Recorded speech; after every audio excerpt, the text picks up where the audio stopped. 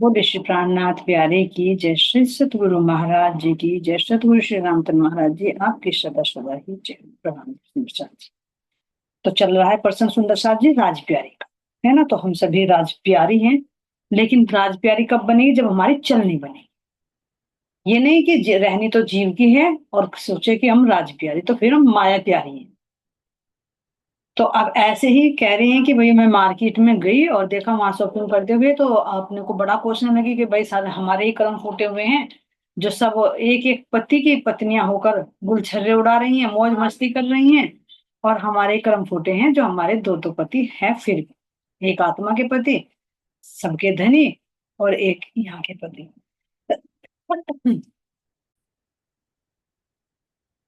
तो कह रही है कि अंदर से ही मुझे अनुभव हुआ, जब मैं ये बात कह ही रही थी तो अंदर में तो महाराज जी हर समय है ही, हर रूहों के हैं, लेकिन कोई उनकी आवाज को सुन पाता है और कोई नहीं सुन।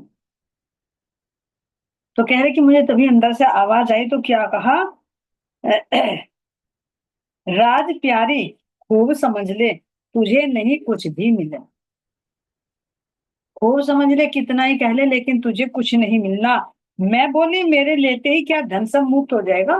क्या सारा धन लुट जाएगा अगर मैं ही ले लूंगी तो? या जो ज्यादा प्यारी तुमको उनके नहीं मिल पाएगा? ये तुम्हें तो ज्यादा प्यारी है उनको ही नहीं माया मिलती वास्तव में मिलती।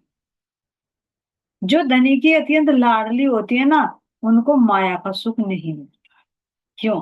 क्योंकि वे नहीं चाहते कि मेरी रूह इसमें फंसे, वो जीव भी इसमें फंसे जिस जीव पर मेरी रूह बैठी है। तो तभी तो दुख का पूरा प्रकरण पड़ा ना हमने परिकर में, चिरंतन में। दुख तो धनी के दिए से आता है। एक तो दुख होगा धनी का विरह, और धनी का विरह कब होगा? जब यहाँ से दुख रहेगा।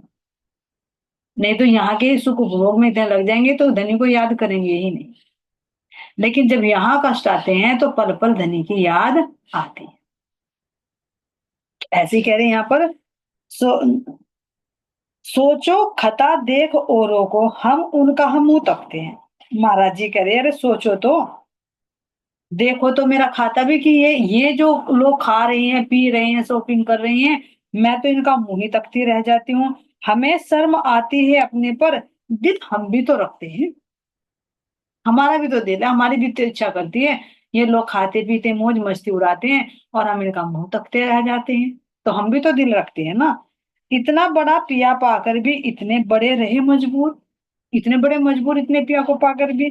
कुछ तो सोचो, कुछ तो समझो, कुछ तो दे लो ध्यान हजूर। कुछ तो सोच लो कि हमें भी यहाँ का चाहिए। लेकिन सुंदर साथ जी महाराज जी जो भी करते ठीक करते हैं, अगर यहाँ भी नहीं दे रहे ना, तो इसके पीछे भी उनकी मेहर ही है। क्यों? ऐसा क्यों? अभी सोचे कि कोई अमीर है तो क्या उन पर मेहर नहीं है? हमारे ऊपर ही मेहर है जो हम गरीब हैं। ये भी प्रश्न उठ सकता है। भाई कोई कोई धनवान है तो उन्हें तो हमारे से ज्यादा अंदर का मिलता है, वो ध्यान करें। वो क्यों? वो जीव का स्तर होता है। एक जीव उसमें रहते हुए भी उसमें नहीं मिलता, और एक जीव ऐसा है कि थोड़ा सा धन पाकर वो इतना फूल जाएगा, इतना फूल जाएगा कि इस माया को छोड़ेगा भी नहीं। तो जीव के साथ में जैसा चाहिए वैसा महाराज जी यत्न करते हैं। नहीं तो क्या, महाराज छत्रसाल जी तो राजा थे, लेकिन ठुकरा दिए सारे धन दौलत को। करते हुए भी राजा, रहते हुए भी नहीं राजा है। तो ये जीव का लेवल देखते हैं कि जीव उसमें रहता हुआ उसमें डूबता तो नहीं, अगर नहीं डूबता उससे अलग रहता है तो ठीक है वो होकर। लेकिन उनको पता है कि जीव को जरा से भी दे दिया तो ये उसमें डुबक जाएगा। इसी तरह से ज्ञान का होता है। उनको पता है कि इस जीव को देना है कि वो लेकर कहीं वो अहंकार में तो नहीं आता, वो पचा लेगा तो वो देंगे। और जिस जीव का लेवल नहीं है उसको थोड़ा सा भी मिला तो वो अहंकार में आ जाएगा, तो धनी उसको नहीं दे। वो उनका नियम है। उनको अच्छी तरह से पता है किस जीव को मुझे क्या देना है, कितना देना है। ये तो ये जरूरी नहीं है कि जो उनकी रूहें प्यारी हैं फिर उनको धन नहीं, बोलते हैं धनवान भी है, लेकिन वो उसमें रहते हुए भी फंसते नहीं। तो फिर महाराज जी को कोई दुख है ही नहीं। फिर तो रहो वो सेवा में लगाए हैं। तो इसी तरह से महाराज जी कह रही हैं कुछ स्वर्ण, अब महाराज जी बता रहे हैं स्वर्णकार खोटे सोने को लेकर उसे गलाता है। इसमें संकेत है छिपा हुआ। स्वर्णकार जो सुनार होता है वो क्या करता है, खोटे सोने को ले लेता है, फिर उसको गलाता है। जितना खोट स्वर्ण में होता पहले उसे जलाता, गलाकर उसके अंदर जो गंदगी होती है तो पहले वो उसके खोट को निकालता है। फिर कह रहे उसको ठंडा करके फिर पीटता है। प्रोसेस देखो इसकी, ठंडा होकर फिर उसको पीटता है, और पीट पीट फिर बढ़ता स्वर्ण, जितना भी वो पीटता है उतना ही वो लंबा हो जाता है, क्योंकि स्वर्ण के भी जो वस्त्र बनाए जाते हैं वो उसको पिघलाकर उसका तार बनाया जाता है और तब बुने जाते हैं। स्वर्ण के भी वस्त्र बनते हैं, नग बनते हैं या आभूषण बनते हैं, तो उसको तार जैसे पतला बनाया जाता है, तो क्या वो बिना पीटे हो जाता है, लंबा बनाया जाता है। फिर तपाता फिर पीटता, बहुत बार यह करता कर्म।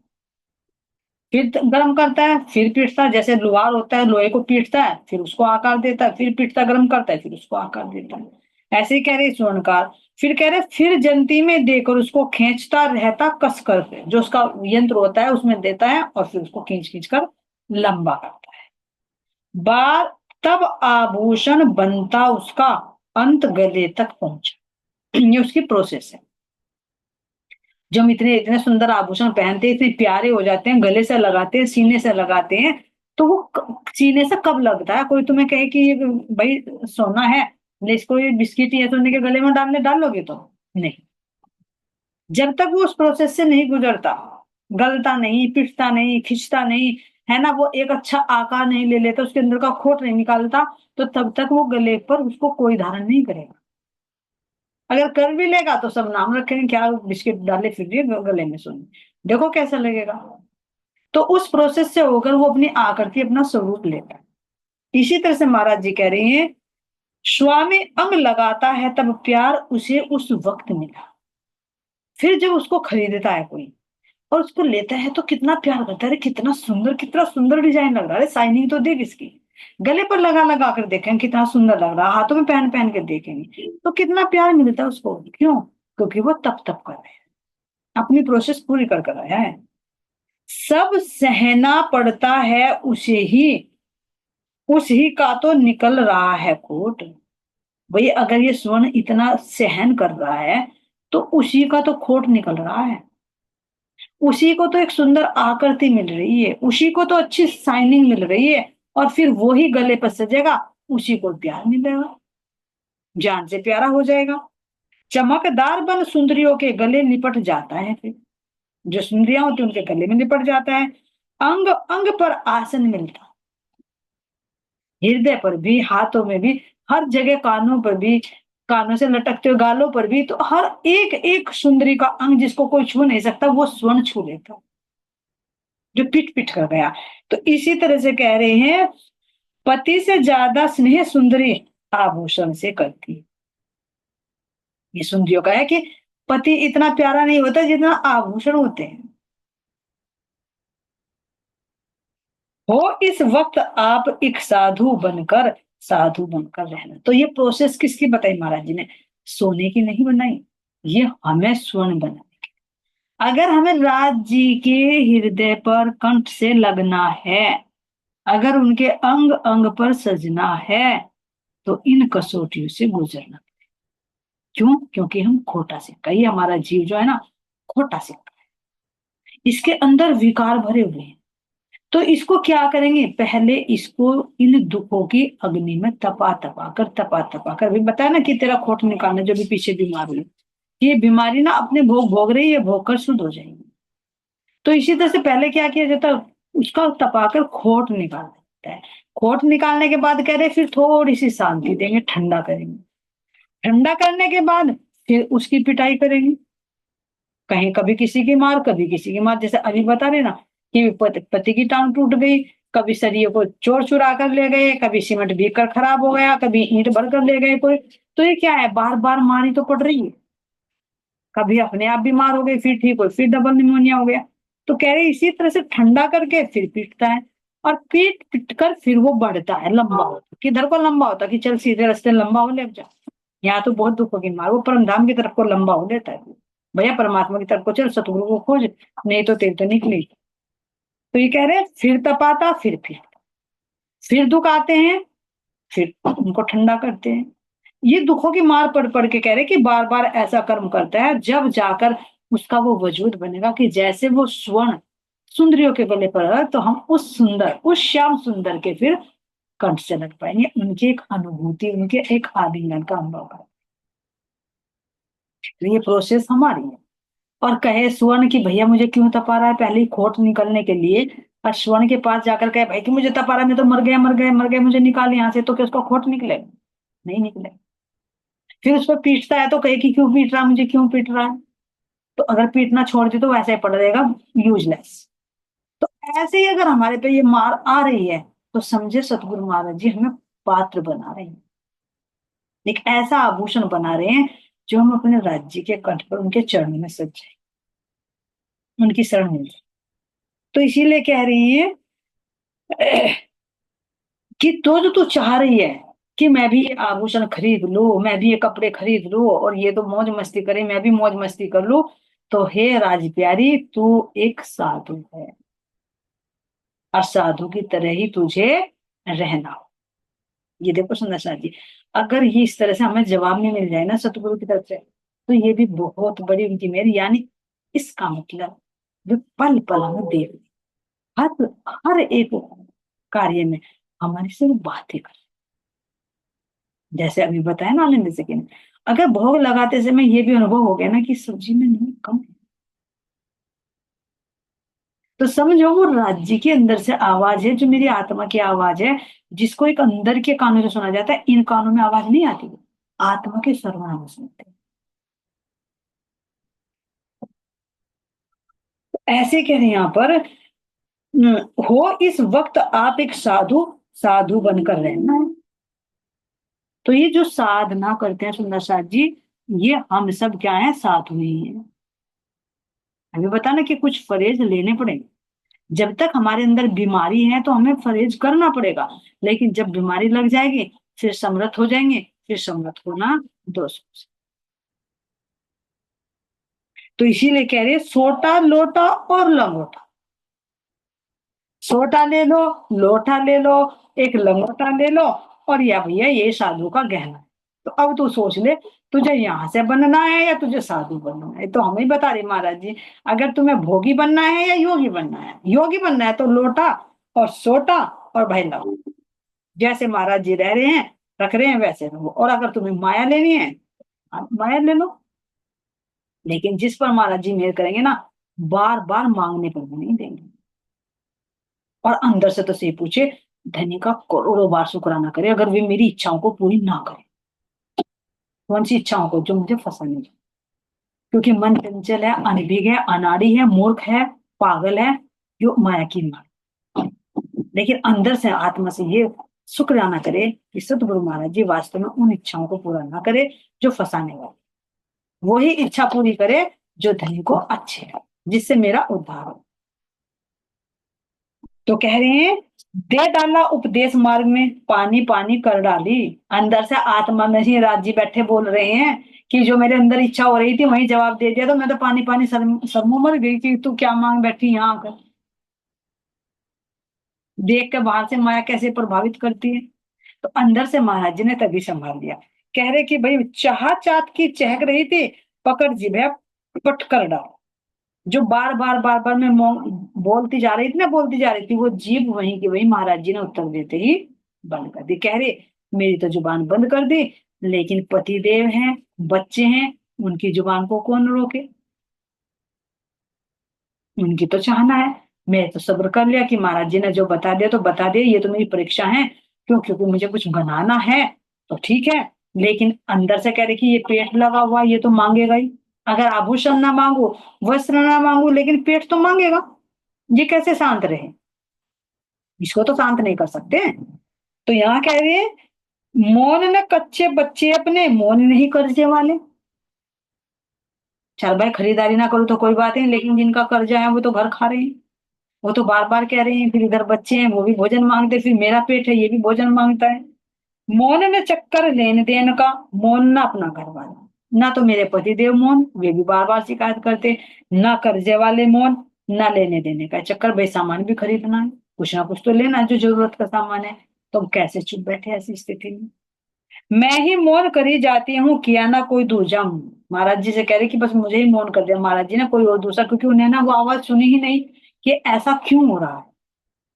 ध्यान देना सुंदर सा, जब अभी हमारा प्रसंग चल रहा था, महाराज जी हमें तो मौन कर दिया कि भाई क्यों नहीं खाना चाहिए तामसिक भोजन, क्यों नहीं खाना चाहिए लहसुन प्याज, लेकिन घर वालों को कौन मौन करे, मैं तो बकेंगे, कहते रहेंगे मैं तो, क्योंकि उन्हें नहीं पता ना। तो ऐसे ही कह रहे महाराज जी ने मुझे तो उत्तर देकर चुप कर दिया, लेकिन उनको कौन चुप करे। इज्जत बेइज्जत होती को देख आप भी रहते मौन, फंसी छुचुंदर मुंह विषयानी के, निगल जाए तो हो कोड़ी।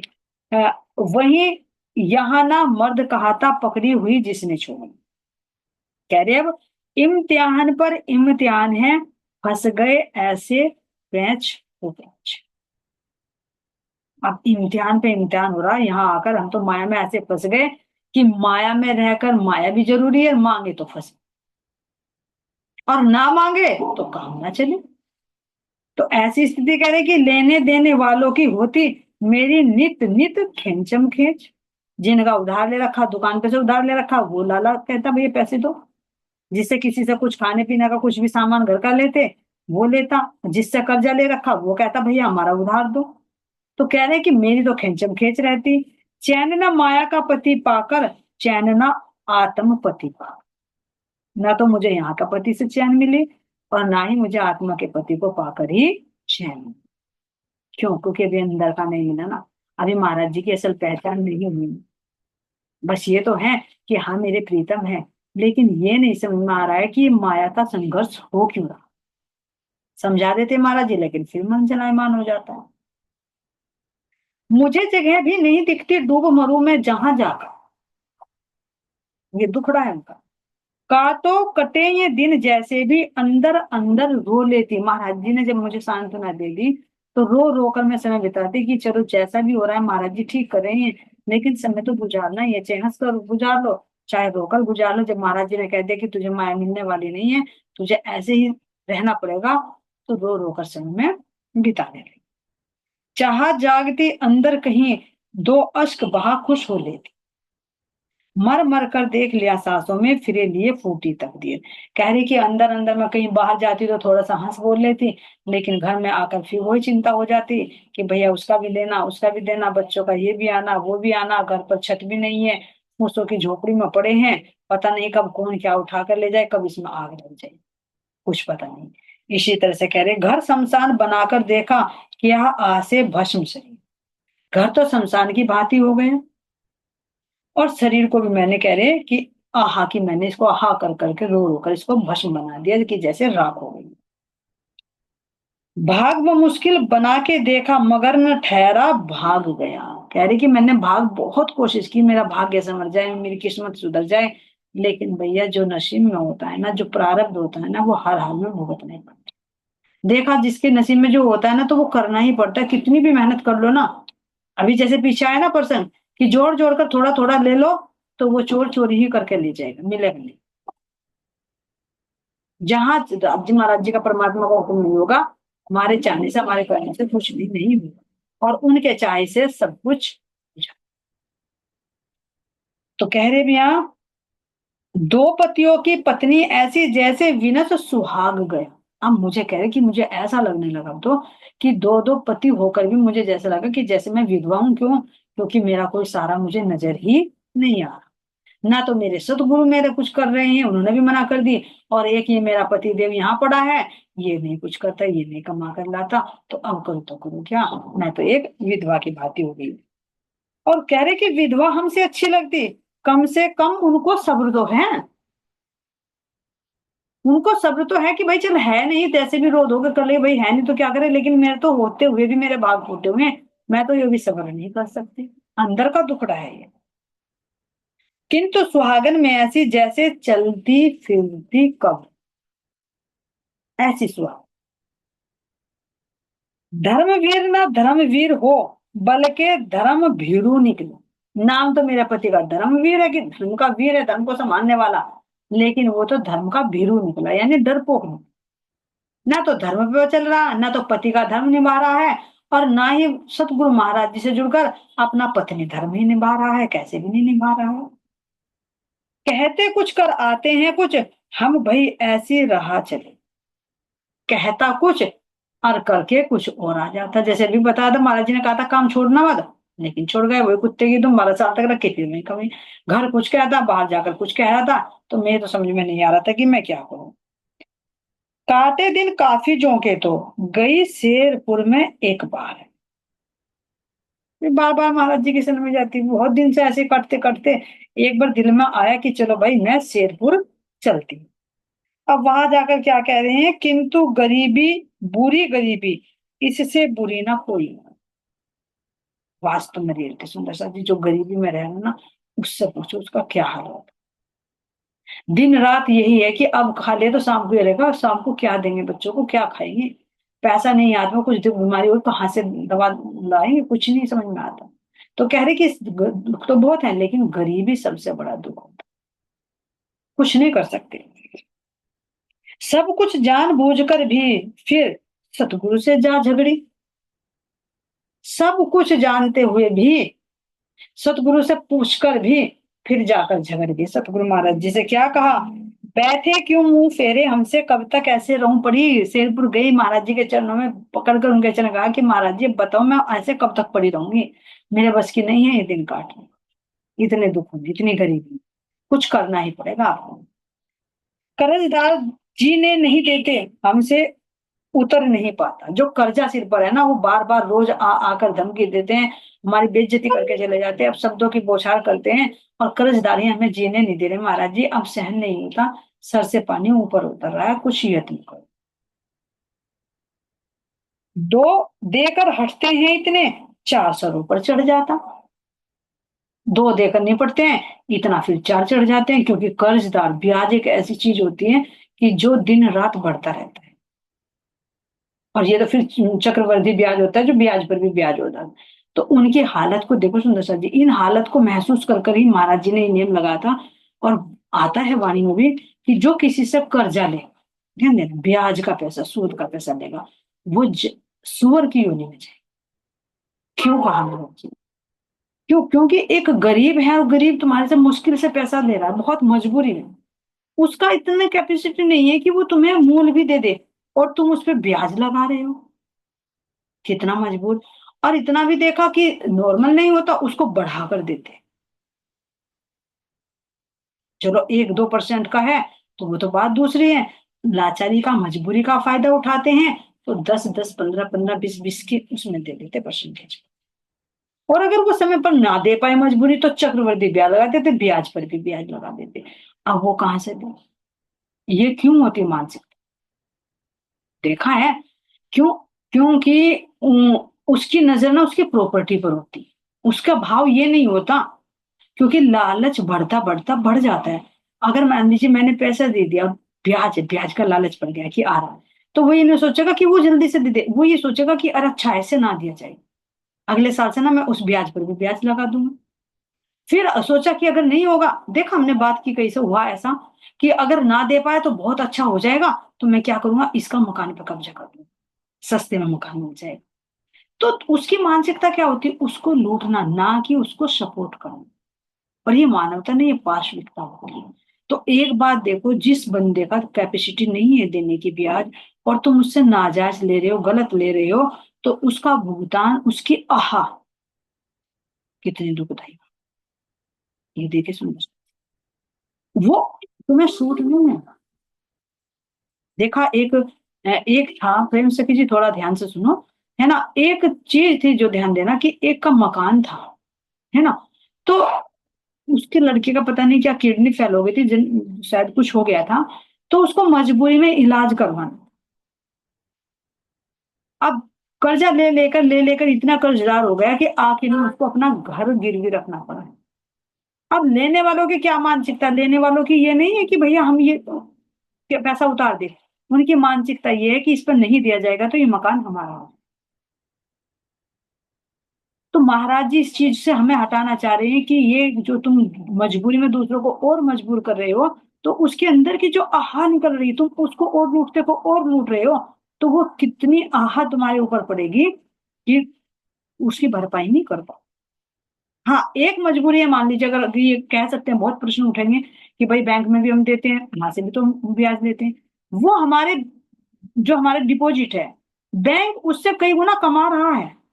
बैंक लाचार नहीं है, मजबूर नहीं है, वो हमारे से और ज्यादा कमा रहा है हमारे पैसों से। अगर वो हमारे से 10 कमा रहा है ना, हमें 2 दे रहा है, तो उसमें कोई नाजायज नहीं है। तो महाराज जी ने क्यों बताया ये? क्योंकि पहले तो ये कर्जदारी बहुत चलती थी। अब तो फिर भी बहुत कुछ परिवर्तन हो रहा है, लेकिन पहले तो जो गांव के चौधरी होते थे, उन लोगों को बंधुआ मजदूर बना देते थे थोड़े से पैसे देकर, कि तुझे पूरे जीवन करना है। तो बहुत लाचारी थी। इसलिए महाराज जी ने कहा कि किसी को ऐसे मजबूर मत करो कि उनके हाथ में फूंक कर। ना तो तुम फिर यहाँ सुखी रह पाओगे, और ना ही फिर तुम्हारी आत्मा का उद्धार हो पाएगा, या तुम फंस कर रह जाओ, जीव को छोड़ देंगे। जैसे अत्याचार औरंगजेब ने किया कि जजिया कर लगा दिया, नहीं तो तुम मुस्लिम धर्म बन जाओ, मजबूर किया। तो क्या किया आखिर में? महाराज जी ने कहा कि तेरा जीव इतना अच्छा नहीं है, अभी विकारी इतने हैं कि इसे जला दो तब भी तेरे विकार नहीं जलेंगे, तो इसको तन को तो तुझे छोड़ना ही पड़ेगा, है ना।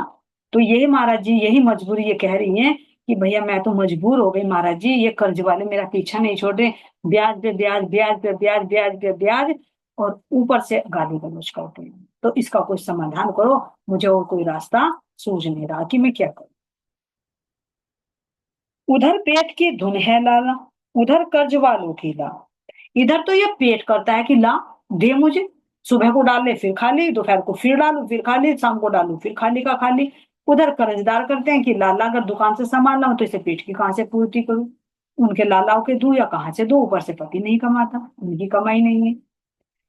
चरण थाम कर बोली प्रीतम, जरा ध्यान दो दम निकल जाएगा। अब और बस की नहीं है, इतनी मार झेल ली, अब मार झेली नहीं जा रही, इसलिए मैं मजबूर होकर आपकी शरण में आई हूं। चलता नहीं काम अब तो यूं, कुछ तो करना ही होगा। अब नहीं चल रहा काम, हम बहुत मजबूर हो गए, लाला ने भी सामान देने से मना कर दिया। जो कर्जे वाले वो घर पर चढ़े रहते हैं, बच्चों के लिए 2 टाइम का भोजन भी नहीं मिल पा रहा, रहने के लिए छत तो है ही नहीं, लेकिन ना पहनने के लिए वस्त्र हो पा रहे, ना भोजन के लिए बुराए, तो मैं कैसे करूं? वार करो या पार मामला, दुख न सहा जाता भोग। आप जो कह रहे हैं कि ये दुख भोगने हैं महाराज जी, अब नहीं मेरे से दुख भोगे जा रहे, अब इससे अच्छा तो खत्म कर दो, वो अच्छा रहे। हाँ मेरे कर्म बुरे हैं, मैं भुगत रही हूँ, लेकिन अब इससे अच्छा तो थोड़ा थोड़ा तपा तपा कर न मानना, तरफा तरफा कर न मानना, एक बार ही मुझे मार दो, या आर करो या पार करो। तुम्हें न दी जाएगी माया, तुम्हें चाहिए जो है पास। महाराज जी ने फिर जवाब दे दिया, तुम्हें माया नहीं दी जाएगी। अब देखो क्या गुजरेगी, हम जैसे दोनों कहेंगे यार आपका सत्संग, तो हम तो जा रहे हैं, लक्ष्मी जी का पूजन कर लेंगे, साईं बाबा पे चले जाएंगे बृहस्पतिवार में, 100 काम हो जाएगा। महाराज जी ने तुरंत कह दिया, तुम्हें नहीं दी जाएगी माया, तुम्हें चाहिए जो है पास। बार बार क्यों तंग करती हो, क्यों करवाती हो अपनी हंस, क्यों अपनी हंसी करवा रही हो बार बार? कह के कितनी बार समझा ले, तुम्हें माया नहीं दी जाएगी, तुम्हें इस हाल में रहना तो रहना ही होगा। मैं जिद सी कर बैठी हूं उनसे, अब तुम ही नहीं सुनते बात। अब जिद आ जाता ना अंदर से, कि मैं जिद कर बैठी कि आप ही मेरी बात नहीं सुन रहे, हो तो सकता है लेकिन आप करना नहीं चाहो। ये देखो सुनना चाहिए, मन थोड़ा सा डावाडोल हो जाता है, परीक्षा की घड़ी भी होती है, अभी आएगा ना, अभी आएगा, देवी माता पे चली जाएंगी। क्यों? क्योंकि ये सबका स्वभाव होता है।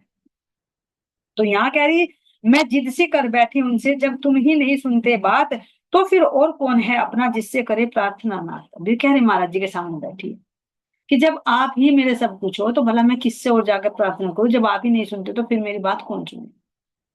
इतने में विश्वास भी टूट जाता है सुंदर सा जी, लेकिन नहीं, जो अंकुरित होता है ना वो अड़िग बना रहता है, कितनी भी बाधाएं क्यों नहीं, पर उसका ईमान नहीं तोड़ता। अब इतनी जब जिद करी, तो कह रही है कि वहां पर जब मैं बहुत जिद कर रही थी, तो एक जालंधर की आनंदी सखी थी, आनंद बाई। दूसरे कह रहे कि दिल्ली की बनासो थी, बनासो माता।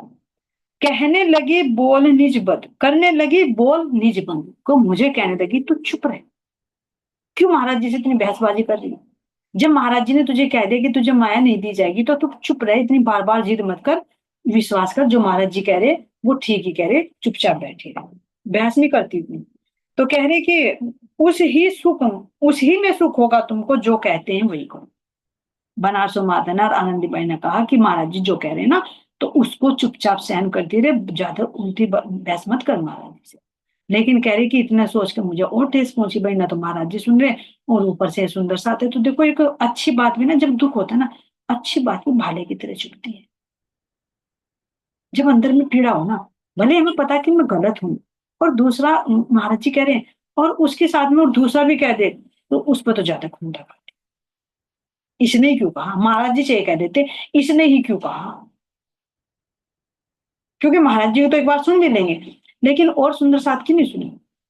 तो उनके अंदर के हैं और ज्यादा आ गया। कह रही कि मेरी मुद्रा बदल गई, मुझे क्रोध सा आ गया, कुछ नाराजगी से आ गई, मैं चुप कर बैठ गई, कुछ नहीं बोली।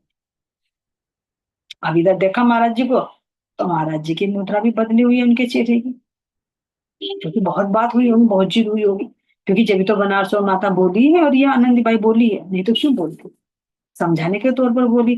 तो कह रही कि मेरी तो मुद्रा बदल गई, लेकिन जब मैंने देखा जी का मुख ही बदला हुआ था, ऐसे लगने मुद्रा मेरी और पिया की दोनों की बदली एक साथ, एकदम बदल गई बहुत। एक हृदय को छूने वाला पर्सन है सुंदर साहब जी, महसूस करना इसको, एक कथा कहानी के तौर पर नहीं, खुद को खड़े करके देखिए इस स्थिति।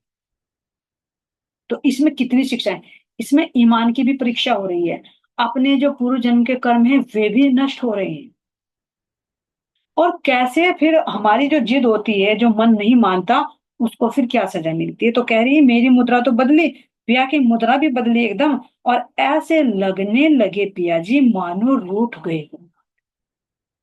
जब मेरी बहुत जिद हो रही थी, बहुत जिद करी, मैंने जो नहीं कहना था वो भी कह डाला, तो एकदम महाराज जी का मुखाकृति बदल गई, और मुझे अंदर से प्रेरणा हुई कि महाराज जी मेरे से रूठ गए। ध्यान दे, चली आई वापिस घर अपने, पर अंदर था हमें मलाल। घर तो वापस आ गए लड़कर झगड़ कर, लेकिन अंदर में मलाल था, महाराज जी मेरी मजबूरी क्यों नहीं समझ रहे, जब वो सब कुछ जानते हैं तो क्यों इसको दूर नहीं कर रहे। और ऊपर से वे माता भी कह रही है मुझे कि तू चुप रहे, और मैं जाऊं तो जाऊं कहाँ। तो अंदर में मलाल था कि जिस आकांक्षा से मैं गई, तो वो आकांक्षा मेरी पूरी नहीं, क्योंकि शुरू में नाम ही इसी मकसद से लिए मेरी गरीबी दूर हो जाए। तो कह रहे हैं महाराज जी को मेरी इन बातों पर हो गया खमाद, है ना, आते ही निज दशा बदल दी, कर्जा दिया उतरवा सब। मेरी इन बातों का महाराज जी पे इतना गहरा असर हुआ कि जैसे ही मैं घर आई, और घर आकर कुछ दिन के बाद ही धीरे धीरे धीरे धीरे मेरी गाड़ी पटरी पर आने लगी, और जो कर्जा था वो भी धीरे धीरे उतरने लगा। पति का काम भी अच्छा चल गया, सब कुछ काम अच्छा लगा लगा। हाँ, महाराज जी ने मेरी सुन ली, चल गई मेरी गाड़ी पटरी। लेकिन ध्यान देना सुंदर साथ जी, लगा पेट भी भरने अपना, रहा पर पी से मतलब, पेट भी भरने लगा, लेकिन अंदर में जो सतगुरु महाराज जी का अनुभव होता था ना, वो मतलब अंदर से खाली खालीपन जो लगता ना कि हर पल मेरे सतगुरु मेरे साथ में है, हर एक बात का जवाब मुझे दे देते, चाहे मैं बाजार में थी, चाहे सपने में थी, चाहे कैसे थी, हर एक बात का मुझे जवाब दे देते थे, वो सब कुछ खत्म। क्यों? क्योंकि महाराज जी की आज्ञा का उल्लंघन हुआ। वे चाह रहे थे कि इसका खोट निकाल निकाल कर, इसको तपा तपा कर मैं अपने सीने से लगाए रखूं, लेकिन ये उल्टी बहस करके जिद करके माया की मांग कर रही है, और मना कर दी तो मुंह फुलाकर चली गई, तो कह दिया ले चख, ले मार। लेकिन जहां फिर माया है, तो फिर मैं नहीं, तो लुट गए ना खाली। ही कोयले के चक्कर में हीरा कहाँ बैठे, ये हम ही है सुंदर सर जी, राज प्यारे नहीं, ये हम ही है। बहुत बार हो जाता। धोए गए हाथ प्रीतम से, हवा हुए सब नजारे, जो नजारे होते थे ना, वो सब चले गए। हाथ धो बैठे पिया से, माया तो मिली, कर्जा भी उतर गया, है ना, पेट भी भरने लगा, घर भी बन गया, लेकिन सतगुरु का अनुभव लुप्त हो। जो पल पल उनसे बातें होती थी, अनुभूति होती थी, वो सब रफू चक्कर हो गई। बालम फिर दिखे नहीं हमको, बहुत सर दे दे मारे, बहुत सिर दे देकर मारे, लेकिन प्रीतम हमें कभी भी फिर दिखाई नहीं दिए, ना सपने में दिखाई दिए, ना अंदर में कोई प्रश्न उठता था, ना उसी का अनुभव होता था। तो अंदर से खाली खालीपन लगता कि जैसे मैं बिल्कुल अकेली। क्यों? क्योंकि माया का साथ हो गए। हाय रे दुखड़े कह रह हाय रे दुखड़े कह रह जाती, छीन लिया प्रीतम मुझसे। अरे दुख, तो जो इससे अच्छा वो दुख ही प्रिय था जिसमें मेरे प्रीतम मेरे साथ थे। लेकिन अब इस दुख सुख को मैं क्या करूं, इस धन को मैं क्या करूं, है जिसने मेरे प्रीतम मुझसे छीन।